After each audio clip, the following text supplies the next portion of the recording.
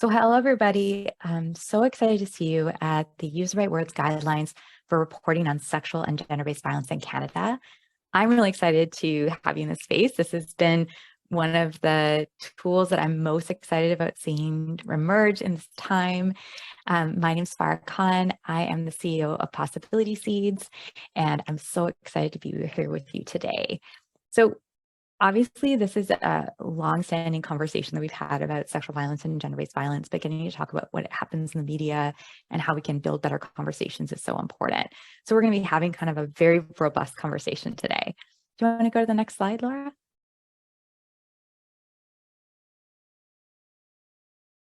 So the training today, it's really important that we name that the conversation today is taking place across traditional territories of many Indigenous nations.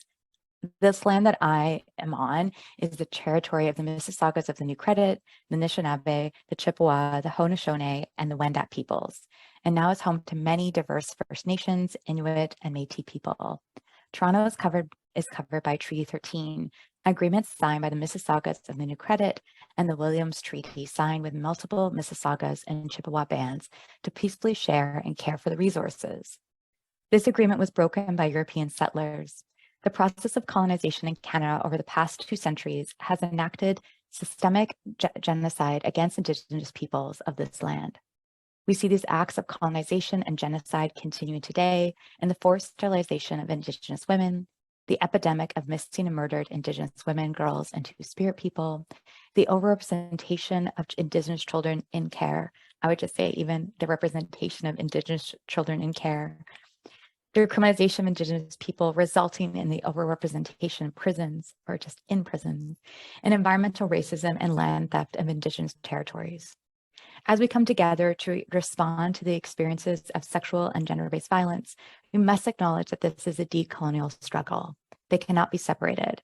Supporting decolonization and Indigenous sovereignty is critical to the work to creating a culture of consent and accountability.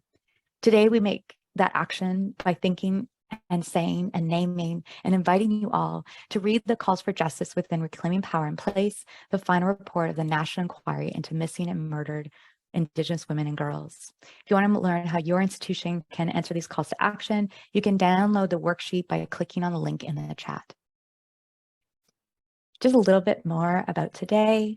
So today's training is a part of our ongoing National Skills series where we feature subject matter experts in conversation about urgent issues, emerging trends, and promising practices and strategies to address sexual and gender-based violence on campus and across so many different institutions like journalism. In the conversation today, we're going to have Aubrianna, Robyn Doolittle, Alyshah Hasham, and Shannon Giannitsopoulou. Oh my gosh, about the Use the Right Words guidelines for reporting on sexual and gender-based violence in Canada and in the Canadian Guide. This guide is now freely available for download, so please know there's going to be you can click it and download it, and we'd love to hear your feedback on it. And it is a part of a suite of guides that will be coming out in the next couple of months, looking at different aspects of gender-based violence and sexual violence reporting in the media, from economic abuse to child sexual abuse to coercive control. We're looking forward to all that feedback. This project is a part of the larger Courage to Act project through Possibility Seeds. We're a leading social change consultancy dedicated to gender justice, equity, and inclusion.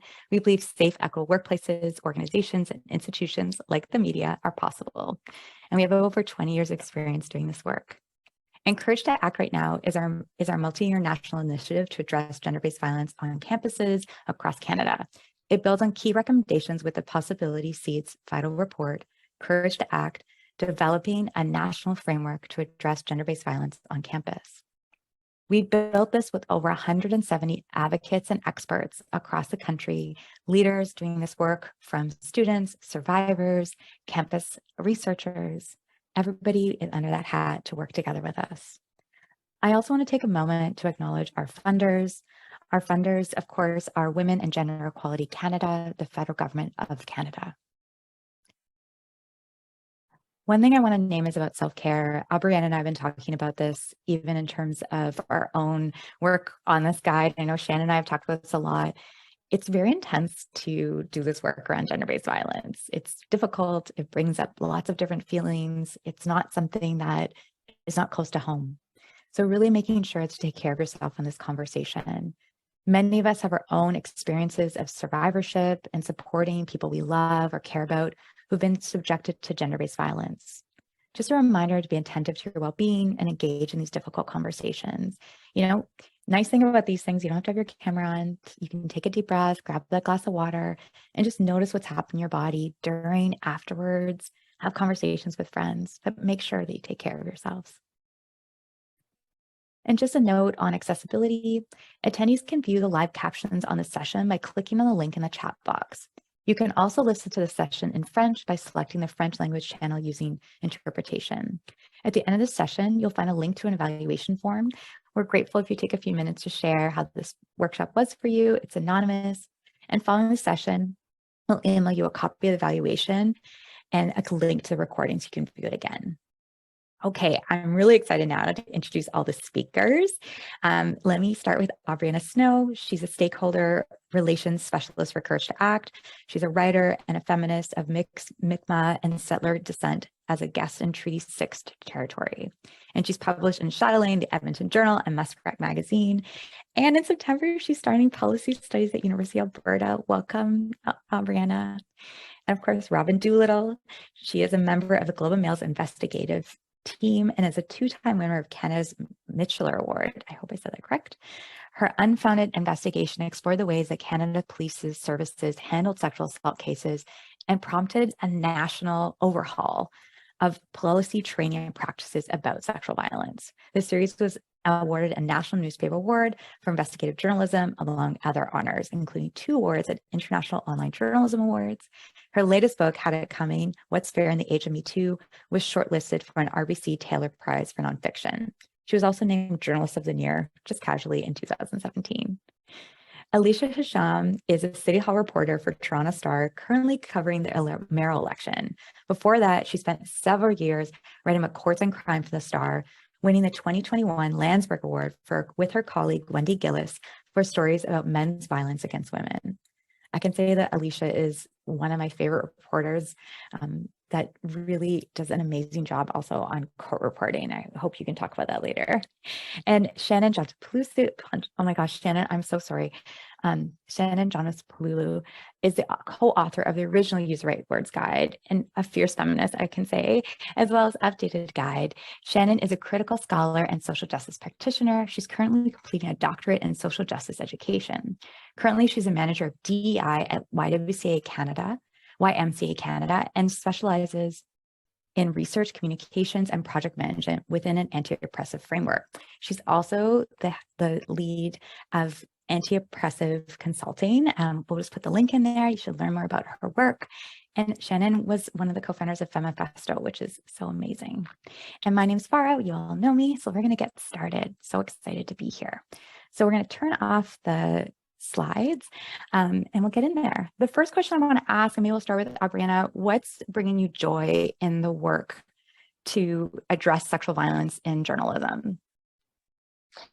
Absolutely, Farrah. Thank you so much. I think what's bringing joy about this work for me is being able to engage and share in this space of learning with folks who maybe haven't known a lot about gender-based violence and its intersections, or maybe haven't lived that experience themselves, and as well as those who have, just building those opportunities to connect and share and learn with folks, I think has been so, so powerful. And it's something that really gives me a lot of joy and really motivates me in my work.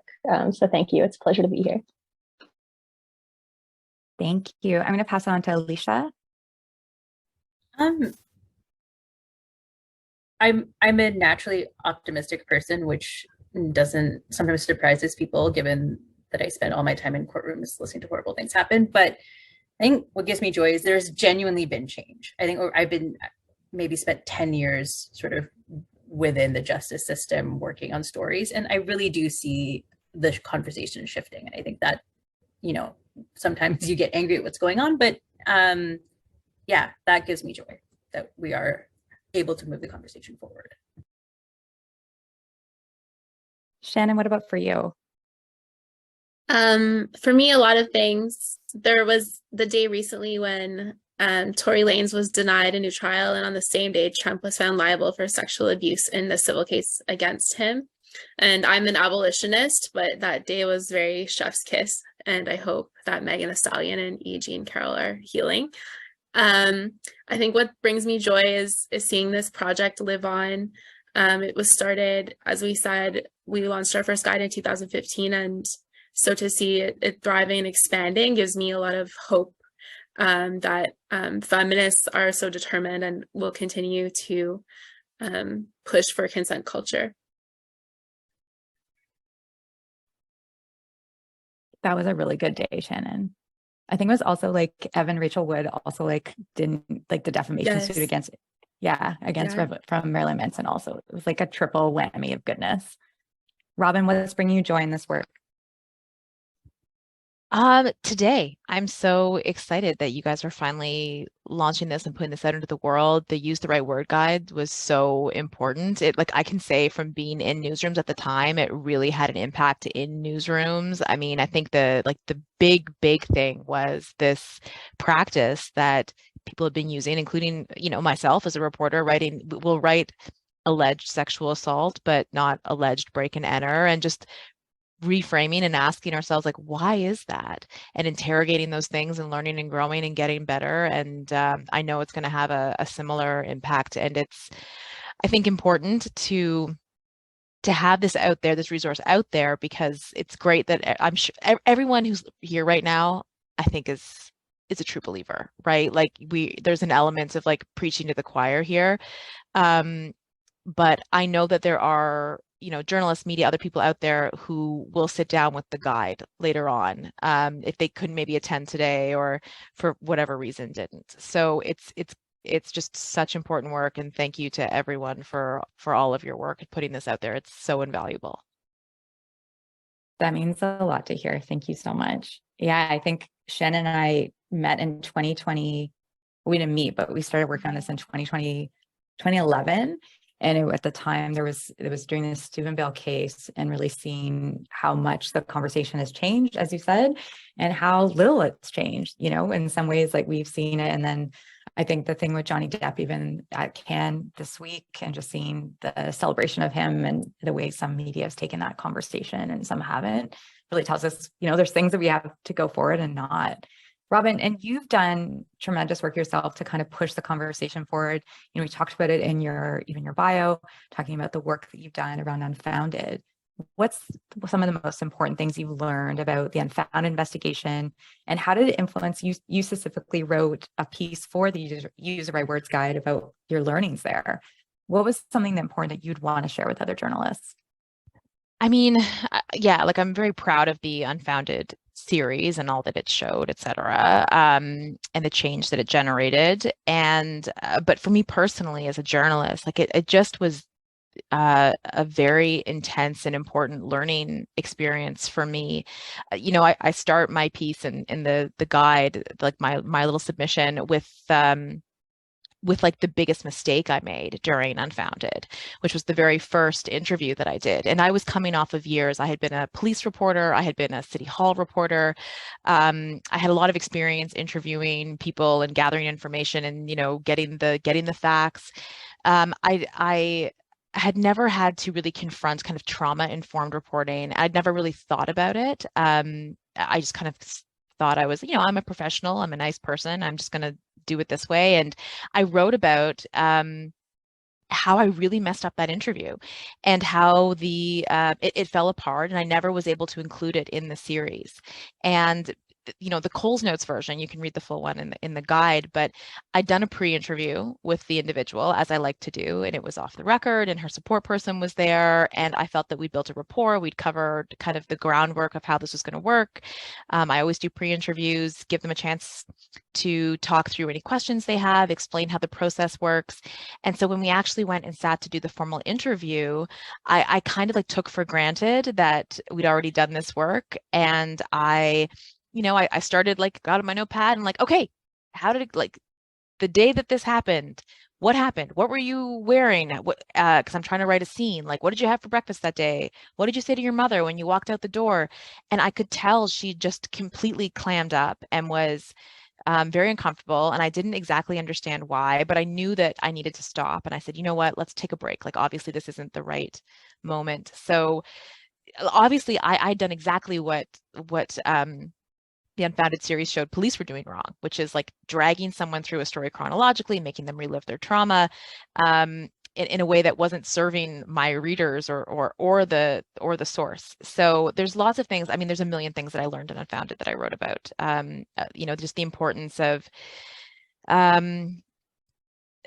bringing the complainant along with you as part of the process. And it doesn't mean that you have them vet your stories. It doesn't mean you don't include details. It doesn't mean you don't vigorously investigate their claims. It doesn't mean, as I explained to everyone, like, my job is not to believe someone right away, right? My job is to hear a story and to investigate it and to write the facts. And everyone gets that when you're upfront and you explain it, that the best thing I can do for you in telling your story is to vigorously investigate it. And everyone's like, of course, what do you need? Like, do you want my medical files? Do you want my police report? Can I give you, like, I need contacts of everyone you were with that night. You go through the process. You do a fact check before it runs. It's not, they don't give me their story and I own it. If they're really uncomfortable, if they, a couple weeks before, like, I'm freaking out, I don't think I can go through with this, no problem. You're out of the story. Like, that's not a big deal. And just keeping that line of communication open are all the things I learned. I know I went way too long on that, but yeah, it was a huge learning curve for me, and I hope I can help others avoid some of my mistakes.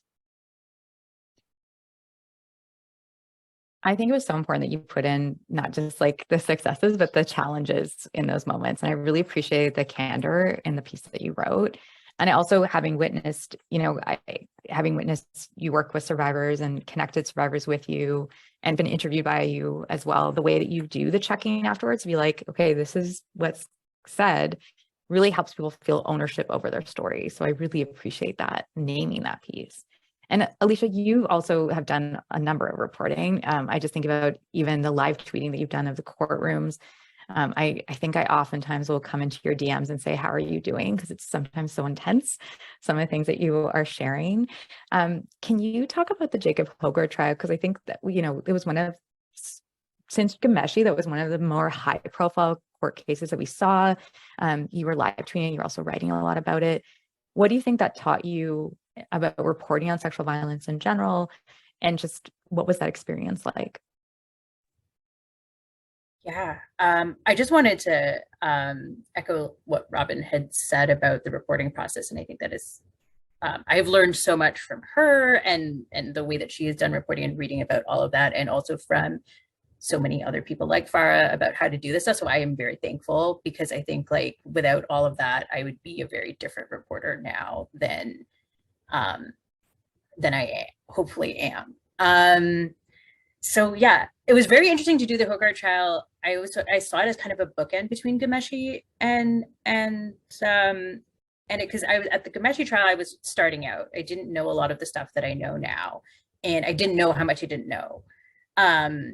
But we covered that case very, very intensely, and it was the same with the Hogarth trial. I just want to say, we don't have cameras in courtrooms. It's very different from the US. So there's this huge responsibility to, like, as a reporter, to make sure you're conveying what is happening in the courtroom accurately and thinking about the words that you're using, because those are the things that people are going to take and then make judgments about the case. Like, there's a lot of weight that goes into how you're describing somebody's subjective things, like how they appear in this, their emotion, whether you think that they're sad, whether they're scared, whether they're stumbling over their words. What does that mean? Because people can't see that for themselves. And, there's this phrase that they use in court sometimes, like the ring of truth, which is like an impossibly subjective thing. And you're trying to, like, convey all of that to people in a fair way. And so and then you have to do it, and you have to do it quickly, because you're either live tweeting, which is, I didn't want to live tweet the Hogarth trial initially. I said, please, it's really hard to do these things because you have to make these decisions on the fly. And I always worry about getting them wrong, but I started doing it. And I think it's also really valuable because there's so much that doesn't make it into a story. But I'll just, like, very quickly. So with court reporting,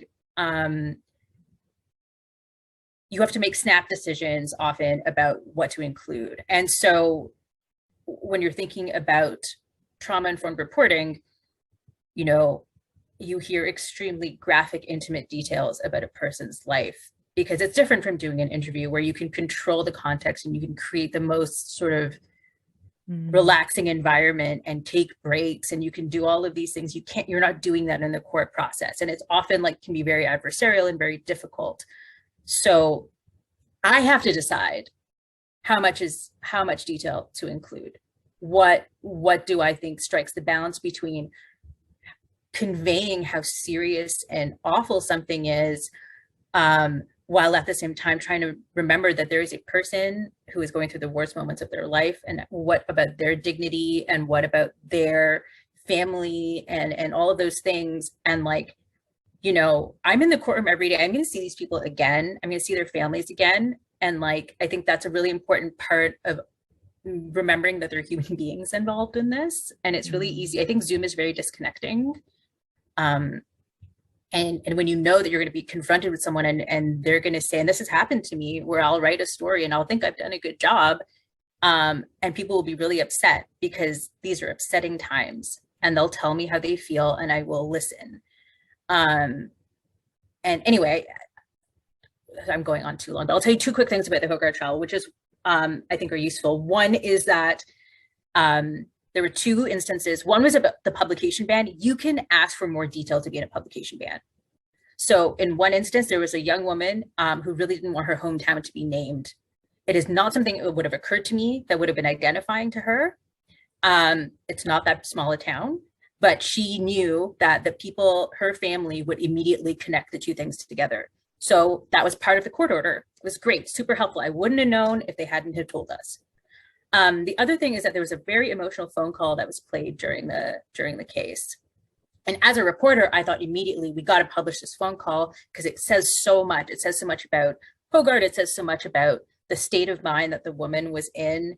And then we had a discussion about it in court, and the judge said it was so traumatic for her to rehear this phone call. I cannot imagine allowing the media to publish it.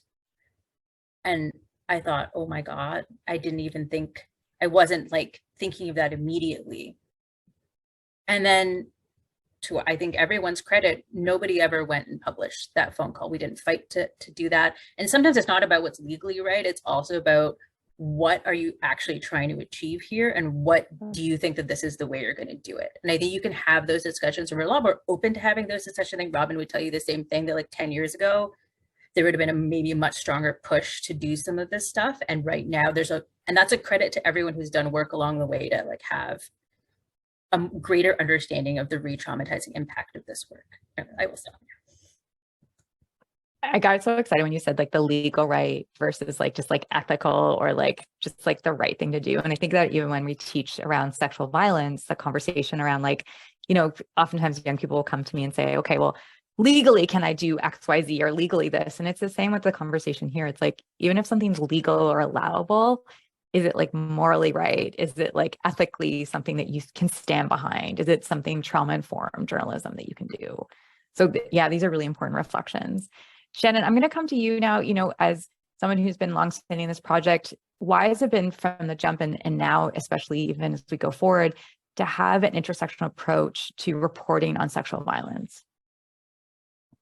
Yeah, that's a big question. So I'll try not to talk too long about it, but I think it's so important, not only with sexual violence, but all forms of domestic violence and gender-based violence, that the reporting be intersectional. I think we have to understand the power and impact of mainstream media, which really can shape public opinion and attitudes in several ways. The media sets the agenda for public discourses. So it determines what issues are considered important and worthy of discussion by deciding which stories to include or omit.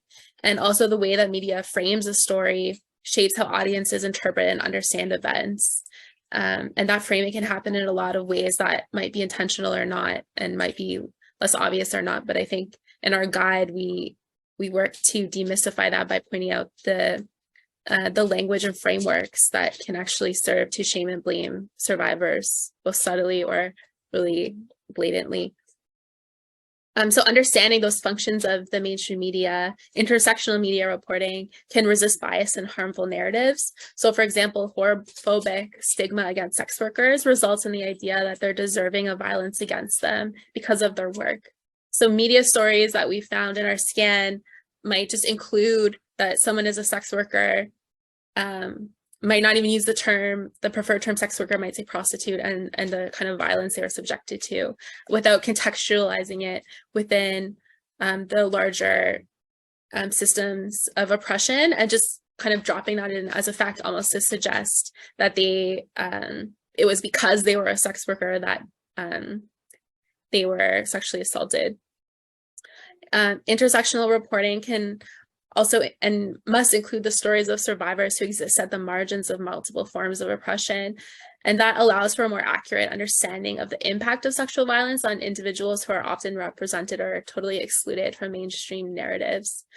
So for example, when we did a media scan, we saw frequent images of young, thin white women drinking, accompanying articles about sexual violence, suggesting that that is who's deserving of protection and safety and concern and thought, while also blaming them for drinking, but excluding all of the other folks that also experience sexual violence in at disproportionate rates. And also in her study, Kristen Gilchrist found that the stories of Indigenous women who were murdered or missing had their stories placed further from the front page of media papers, and with smaller photos or no photos in comparison to white women, thus pushing Indigenous women who experience violence to the further corners of our minds. Intersectional media reporting can also expose how certain groups may be disproportionately affected by sexual violence due to intersecting and interlocking systems of oppression. So for example, rural or Indigenous women may have less access to support services, and that may impact their ability to heal or seek support. Sex workers are more vulnerable to sexual violence due to laws which criminalize sex work and create unsafe working conditions for them. And lastly, intersectional media reporting can counter the tendency to portray survivors in narrow and one-dimensional ways, avoid victim blaming, and simplifying the complexity of their experiences. So, for example, in stories where a survivor might not have reported for a long time, like quote unquote long time, knowing that most survivors don't report, there might be an analysis where you can discuss that Black and Indigenous women may not feel safe reporting violence to the police because of the profound amount of discrimination and violence these communities experience from police and the prison system, such as racial profiling and disproportionate incarceration due to anti-Black racism and anti-Indigenous racism.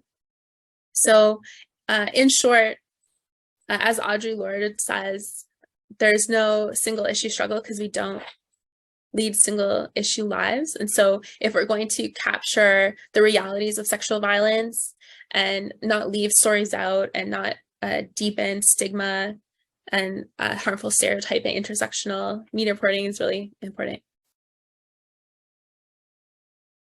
Thank you so much. And I really appreciated the examples that you provided. I was also thinking in the guide, I think we found Aubrianna, I think it was six different headlines that dehumanized Tina Fontaine, which was, a 15-year-old Indigenous girl that was killed and sexually assaulted. And so many of them, referred to her only as dead girl, didn't even use her name in the headlines, didn't even give her the grace of humanity, even in her death, and kept talking about the drugs in her system and not the fact that the person who killed her fed her drugs, all the things around making it as if she was at fault instead of that. So we saw a lot of that specifically at Indigenous women and girls in our research. I want to bring that and loop that into Aubrianna, because I know a lot of your writing and work has been around even true crimes and the sensationalism of it, and just like how journalism needs to be trauma informed and why that's important. So it's not just about intersectionality, it's about trauma informed journalism. Why was it important to put that in these Right Words guides? Because you helped write the new version, which is so exciting. Yeah, absolutely. Thank you so much, Farrah. I think, Shannon, you really hit on a lot of important points in that discussion of intersectionality. But I think it's important when we're talking about intersectionality versus a trauma-informed lens that We don't kind of settle for the bare minimum when it comes to social media and pop discussions of what intersectionality looks like. I think a lot of times it gets settled on this discussion of who's receiving representation. And while I think that representation is really crucial, and it's so easy to see the positive impact of good and substantive representation for marginalized folks, I think it's also just the tip of the iceberg when it comes to telling those stories of folks with marginalized identities and their lived experiences in a way that's not only factual, but also responsible. So a trauma-informed lens in journalism, I think, doesn't really just stop at whose voices are included in the story. It's a lens that strives to, I think, capture the complexity of communities and the social systems and the barriers that affect them, some of what you were hitting on there, Shannon, but as well as their strength. I mean, at the end of the day, all of the people involved in news stories are people, and it's important to capture that complexity. And I think that's a lot of what a trauma-informed lens strives to do. Like, I've been taught that journalism at its core is about information and promoting access to information in aim of achieving a public good. And I think to ensure that people are getting the right information that they need to truly make sense of the story and those nuances and those intersections and those complexities that are not everybody's lived experience, to truly portray those in a way that folks can understand, and to ensure that we're contributing to that public good instead of causing further harm, which I think is also something that we've seen a lot of in the mainstream media industry, and also in true crime, especially, as you mentioned, Farrah. I think that trauma-informed lens is really essential, and it's so encompassing of everything. You know, I fight the urge to start connecting it to a million different things, but it really is just making space for people as they are, and sharing the details and the complications of situations that are in the media. Yeah, I have barely hit the tip of the iceberg, but I think I'll stop it there. Thank you so much. And trauma-informed journalism can look like making sure that if you're doing a Twitter thread, like I think Alyshah, actually we put a tweet of yours in the guide, just like when you're doing, you know, the courtroom play-by-play, you put something in about like, here's some supports you can contact, or like, I'm going to do a Twitter thread on this. It can also like put in your article, but it's also what both you and Shannon have named really about the pieces. Like, it's not just talking about communities and places of deficit, but talking about the strengths of the community and kind of going into that healing centered conversation of like, not just about like the horror that happened, but also how people heal. What does it look like to heal? What resources are out there? For both Robyn and Alyshah, I'd love to ask you a question that's off the list that I gave you, so I apologize in advance if this is a little bit, but I'm really interested to know, you know, there has been a lot of pushback sometimes when there's questions around being trauma-informed in journalism or working a different way. So, you know, there's always a push, well, we have to use alleged. I think one time I saw an article just recently, there was like alleged was used 5 times in like 2 paragraphs. You know, we have to use alleged. We have to be unbiased. So that pushback against like, we can't be too trauma-informed because then we're unbiased as journalists. The idea that we can't, you know, we have to tell the story how it is, we can't change it.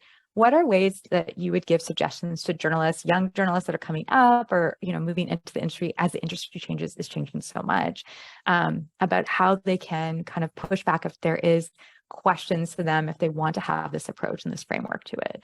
So maybe I'll start with Robyn and then we'll go to Alyshah.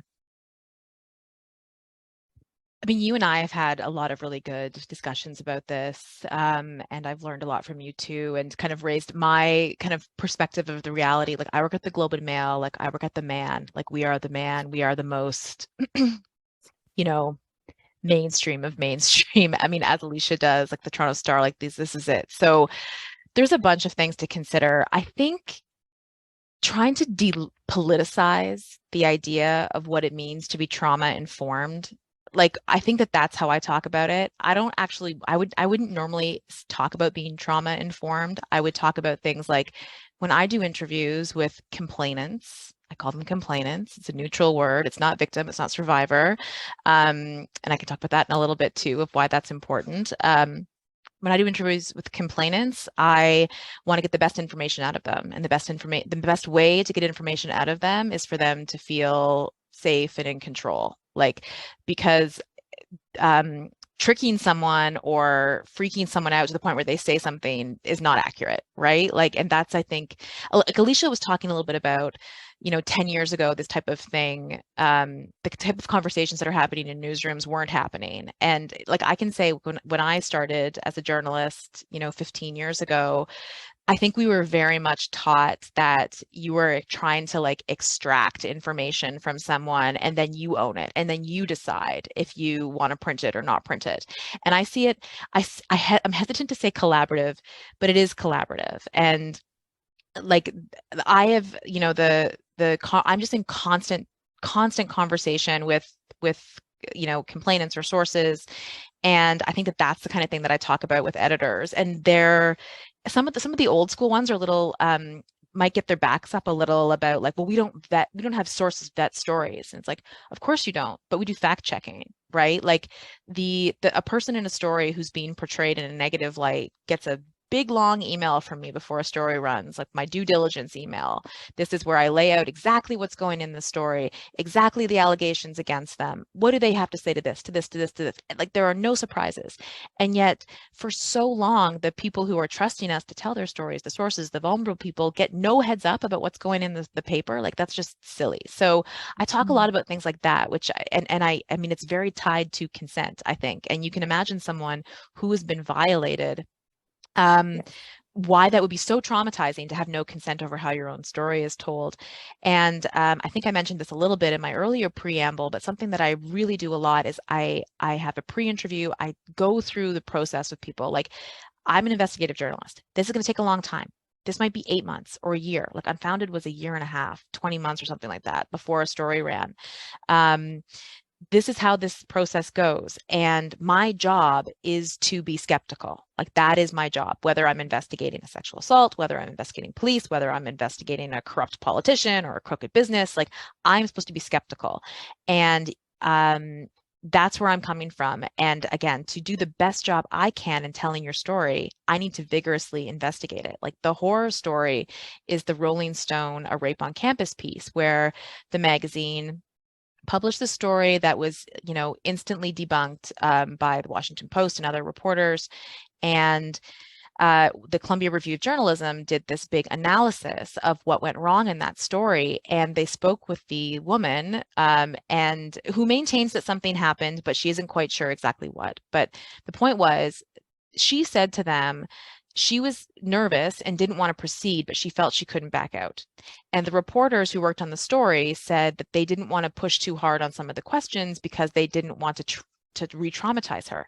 Like, you did not help her. She was completely humiliated and her world kind of torn apart by being drawn into this massive trial. And so these are all the kind of things that I talk about without using some of the language that I think might pull people into a broader culture war fight, which is like not helpful for anyone. So be trauma informed by like not saying the word, but doing the stuff. Yeah, I think that's something that we talked about even with this guide. I think we had Emily Matu was our wonderful editor on this guide. And there was lots of conversation sometimes about just like, we want to have the language in there that speaks to what's happening, but then also getting newsrooms to move forward with it without them being like, well, that, we can't talk. Here's a bunch of crazy lefties trying to language police and the woke mob. And it's like, actually, it's just better journalism. It's like, this is just basic, better journalism. So that's, I think, the right way to talk about it. And I will say, like, again, I work for the Globe. It's the man. Like, there's a lot of support in this newsroom for that. And I think Alyshah would say that for the same at the Star of what I know there. Like, I'm not saying it's everywhere and like there's always learnings to be had, but I think when you can actually sit down and step back and talk about why you're doing it, what is this, how this gets better journalism, everyone's like, oh, no brainer, obviously, of course. Alyshah, what about for you? I would agree with everything Robyn said. I think that you're looking at it as like, how do you make your craft better? And what are you bringing? Like, I'll talk about the objectivity thing a little bit, because I think that's a really important thing, because, increasingly we understand that objectivity is a myth, right? Like it's not, nobody is inherently objective, or the idea that like the person who's seen as objective is like not me, right? Like that it's somebody else's view of like what is objective. And if you think about like what especially younger reporters like are bringing to the table, and racialized and people with different lived experiences are bringing to the table, it's not that you're not objective or whatever that's supposed to mean. We all have biases. Like it's understanding them and challenging them and thinking about them and being open to learning, and like bringing your ability to connect and understand the context and nuances of like what is going on with somebody. So if I'm interviewing somebody who I can understand better because that's like the experiences that I've had and that I bring, that's a valuable thing. That's a valuable thing to telling the story. That's a valuable thing to my newsroom because I'm able to tell those stories in a better and more impactful and honest way. Like that it's a detriment to like always be looking at things from like one perspective. And if you're trying to add someone, I can't remember if it was Shannon or Aubrianna, talked about like getting into like the complexity of people's stories, right? Like I think that like journalism, people want like a narrative, right? A beginning, middle, and end, like a good person, a bad, like it's just so much easier when you have this like framework to tell a story in, and everything is so much more complicated than that. Like Farrah and I have talked a lot about written stories about recanting of accounts and why people do that, and like the complex reasons that people have for wanting to engage in the justice system or not. And like these are difficult and complex things that happen for reasons that are rational and irrational, but like are happening. And you can't have those conversations if you are like just trying to like you're very concerned about being objective or seeing things from like a point of view that isn't real. And I just like I would encourage like people coming into this to embrace that, and that not to, you know, one of the things that I worried about a lot early on, especially with court reporting, passionate and like too willing to hear people out, and like, and that's on both sides. I do a lot of reporting on people who are incarcerated and who are accused of things, and I'm very interested in rehabilitation and like how people can like it's not, you can be a person who thinks about things in a holistic way, and that is not a bad thing. You don't have to be like, you can cry, you can feel things, you can wonder if you're doing the right thing. You don't have to be like crusty and like tough or whatever. Like it's all, that's all like bullshit that has been made up, right? Like I don't know. So you don't have to do things the way they've always been done. And I would just echo Robyn in that I think there is a lot more willingness to understand that, and that is because of all the work that has been done through guides like this over time to like push people's understanding forward, and people being willing to like listen and change. I love when you're talking about the bias piece, because I think about, there was a I believe Washington Post journalist who was told that she couldn't write about a certain story because of her own being subjected to sexual harassment herself, and being told that she was biased. And it was so interesting, because I'm like, do they ever ask men who are reporting, have you committed sexual assault, before they report on sexual violence? But if you know what I like also can be survivors, but it's just so interesting that like who's considered biased and who isn't, you know, and who can write racism. We could talk about everything, right? This is really helpful, and I think it's really important to have those conversations about like, how do we reach the people we need to reach? Because Robyn, as you named, like there are people that are like diehard, like I want to change the media and write about this, and then we're also seeing the proliferation of user-run media sources. So, you know, during the Amber Heard Johnny Depp trial, we saw lots of people on TikTok who were not journalists, but became journalists in their way of how they reported on the trial daily. Or we saw people the media industry has changed so much that so many more people are freelancers now, and so are creating articles that are not working for one media center or another, and so outlet. And so it's really making sure that this conversation is just beyond even the man, as we said, which is Global Mail and Toronto Star, but beyond that, but to other outlets and also to individual reporters and journalists.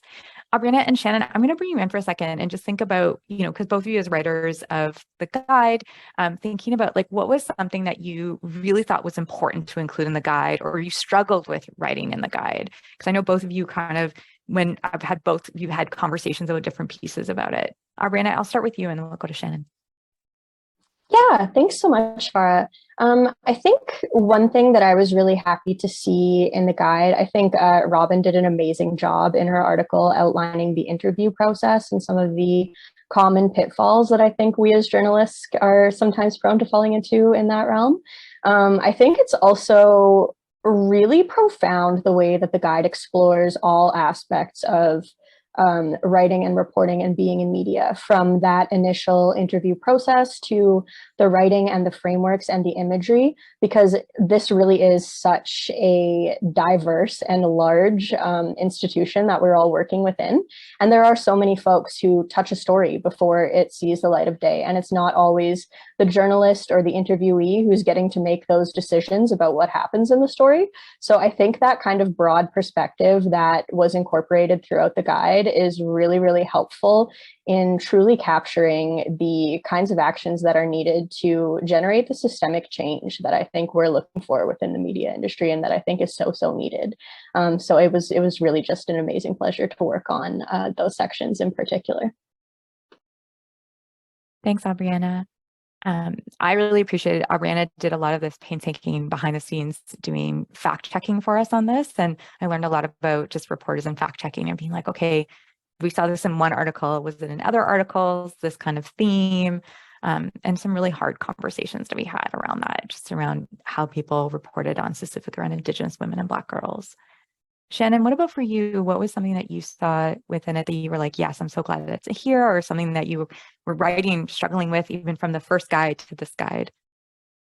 I think this section on why not all survivors report is so important to have in the guide. I'm so glad it's in there, and it was in the original guide. It was updated, and I think it's something that is a rape culture myth that is still misunderstood and recurring.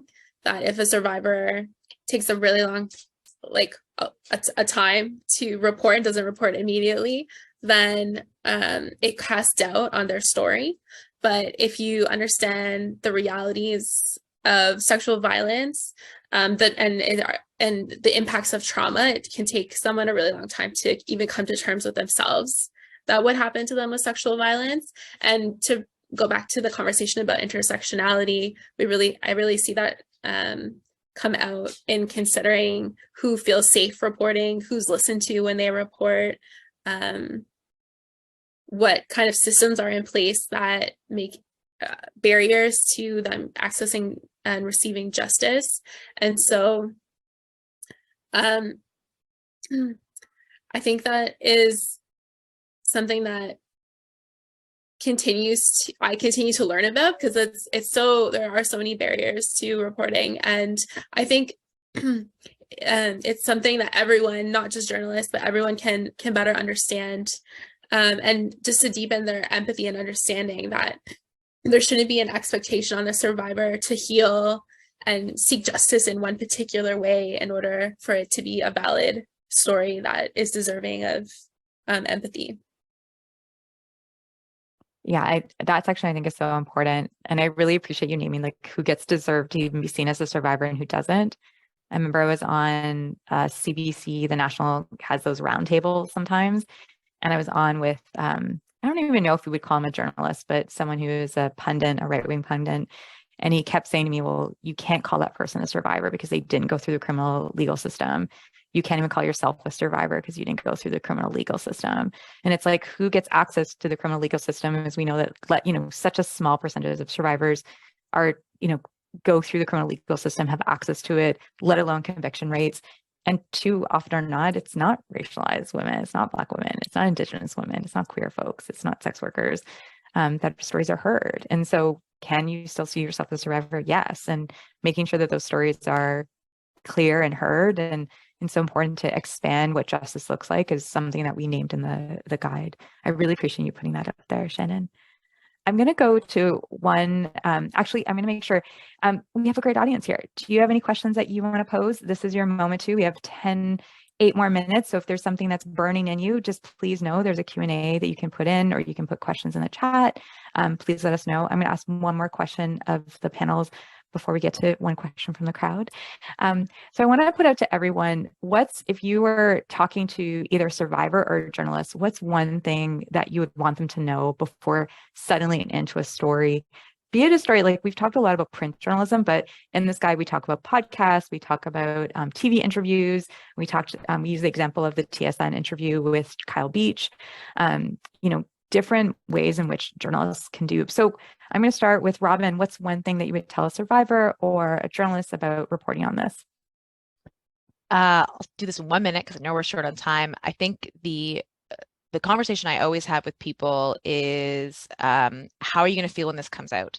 And to think through that, this is not like telling a story in the 1970s or 80s where it's going to fade away if, like, Google is forever. I especially had this conversation with really young complainants. They might be really gung-ho, put my name in the paper, I want my photo, yada, yada, I'm 18. How are you going to feel when you're applying for a job? Maybe you have kids one day that someone's going to read this. And it's not that there's anything to be ashamed of. Of course there's not. Like, you shouldn't have to feel ashamed. You shouldn't have to worry about it. But we also live in reality. There's concerns about, anyone who's in this space. I can say a lot of the women who participated in Unfounded found it very empowering, but those who were identifiable did get some harassment. They also got reached out to by a lot of other survivors, which, is great, but can also be very draining, I think, when it's like just constant and they're trying to live their lives too. So to really think that piece through. And again, not every story, even if it's newsworthy, needs to be told. Like that, maybe someone's just not in a place, and it's just, the nightmare is to have someone call you months later and say, I wish I hadn't have done that, or the next morning crying. And I have had that happen, and despite all the best work, and it's not a good feeling. So avoid that on the front, have the tough conversations, do the tough work before anything is published, no matter the medium.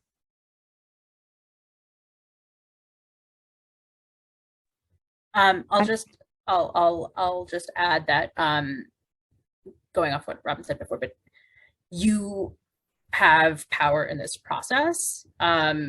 It's about like informed consent. I think Robyn used the word consent, and it's about like, ask all the questions you want, get all the information you want, like take your time to think about it. You have like agency and power in this process, and there is a power dynamic, and you can work with the journalist, like talk about these things.